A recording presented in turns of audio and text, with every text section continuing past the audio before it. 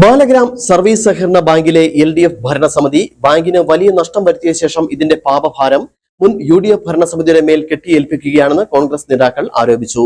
LDFന്റെ പിടിപ്പുകേടും അഴിമതിയും മൂലം ബാങ്ക് വലിയ നഷ്ടത്തിലേക്ക് വീണിരിക്കുകയാണെന്നും ഇക്കാര്യങ്ങൾ പുറത്തുവരുമെന്ന ഭയം മൂലമാണ് LDF വ്യാജ ആരോപണങ്ങളുമായി എത്തുന്നത് എന്നും നേതാക്കൾ പറഞ്ഞു.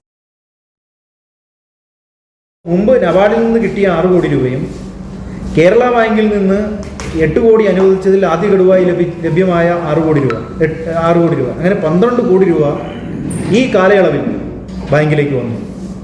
ഈ 12 കോടി രൂപ എങ്ങനെ ചെലവഴിച്ചു എന്നതിനെ സംബന്ധിച്ച് യാതൊരു വിധമായ ഗ്രാഹ്യവും അന്നത്തെ കമ്മിറ്റിക്കില്ല. യഥാർത്ഥത്തിൽ LDF അവകാശപ്പെടുന്നത് 2018 അവർ അധികാരത്തിൽ വരുമ്പോൾ 12.5 കോടി രൂപയാണ് ബാങ്കിൻ്റെ നഷ്ടമുണ്ടായിരുന്നത്. അങ്ങനെയെങ്കിൽ 12 കോടി രൂപ വന്നു. ഇപ്പോൾ അവർ പറയുന്നതനുസരിച്ച് 12.5 കോടി നഷ്ടമുണ്ടായിരുന്ന ബാങ്ക് ഈ 12 കോടി നഷ്ടം നികത്തിയാൽ 50 ലക്ഷം രൂപയാണ് ഇപ്പോൾ ബാങ്ക് നഷ്ടത്തിൽ പ്രവർത്തിക്കേണ്ടത്. എന്നാൽ 24-25 വർഷത്തെ ഓഡിറ്റ് റിപ്പോർട്ട് പ്രകാരം ബാങ്കിൻ്റെ ഇപ്പോഴത്തെ നഷ്ടം എന്ന് പറയുന്നത് 26 കോടി രൂപ. 2018 UDF ഭരണസമിതിയുടെ കാലാവധി അവസാനിക്കുമ്പോൾ നഷ്ടം 8.5 കോടി രൂപയായിരുന്നു. ബാങ്ക് രൂപീകരിച്ചതു മുതൽ 35 വർഷത്തെ മൊത്തം പ്രവർത്തന നഷ്ടമാണ് ഇത്. എന്നാൽ LDF ഭരണസമിതി വന്നതിന് ശേഷം നഷ്ടം 12.5 കോടിയായത് എങ്ങനെയാണെന്ന് വ്യക്തമാക്കണമെന്നും ഇവർ ആവശ്യപ്പെട്ടു.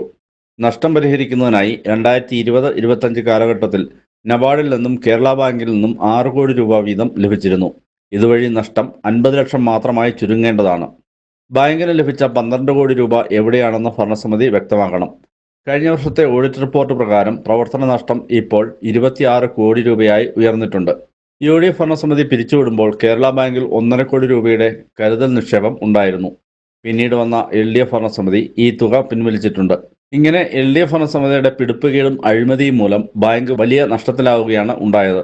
ഇത്തരം കാര്യങ്ങൾ പുറത്തുവരുമെന്ന ഭയം മൂലമാണ് LDF വ്യാജ ആരോപണങ്ങളും വ്യാജ ഉത്തരവുകളുമായി രംഗത്തെത്തിയത്. മുൻ UDF ഭരണസമിതി 90 ലക്ഷം രൂപ തിരിച്ചടയ്ക്കണമെന്ന് കോടതി ഉത്തരവിട്ടതായുള്ള പ്രസ്താവനകൾ വ്യാജമാണ്. ഇങ്ങനെ ഒരു ഉത്തരവ് കോടതിയിൽ നിന്നും ഉണ്ടായിട്ടില്ലെന്നും വാർത്താസമ്മേളനത്തിൽ പങ്കെടുത്ത DCC vice president Mukesh Mohan, ഗ്രാമപഞ്ചായത്ത് അംഗം വിഷ്ണു ശ്രീമന്ദിരം, TM വർഗീസ്, മന്മഥൻ നായർ, അജി മക്കുള്ളിൽ, അബ്ദുൾ റഷീദ് എന്നിവർ പറഞ്ഞു. News bureau, Nedumkandam.